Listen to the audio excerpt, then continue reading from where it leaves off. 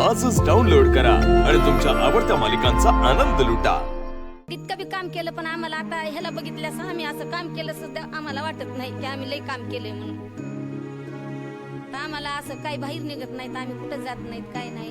नाहीतर काम केल्याशिवाय आम्ही इळभर काम केल्याशिवाय आमच्या संध्याकाळी चूल पेटत नव्हते. तेव्हा ते म्हणले की बाबा आतापर्यंत ह्या डबड्यात दुसरे हिरो बघितले. डबड म्हणजे टीव्ही. आतापर्यंत ह्या डबड्यात दुसरे हिरो बघितले. आज माझा हिरो डबड्यात गेला म्हणून डबड्याला हळद कुंकू लावलं. आणि मी त्यातून एक गोष्ट शिकलो की जर माझ्या बापासाठी मी हिरो असेल तर मी मरेपर्यंत माझ्या आयुष्याचा हिरो माझा बाप असला पाहिजे.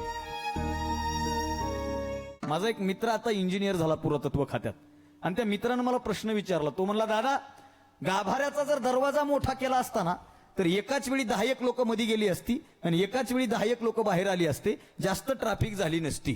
मी त्याला बोललो, त्याला म्हणलं, बाबा रे, दर्शन मंडपातली दर्शन रांग, भजन मंडपातलं भजन, यज्ञ मंडपातला यज्ञ, हे सगळं ज्याच्यासाठी चालू आहे ना तो गाभाऱ्यात आहे.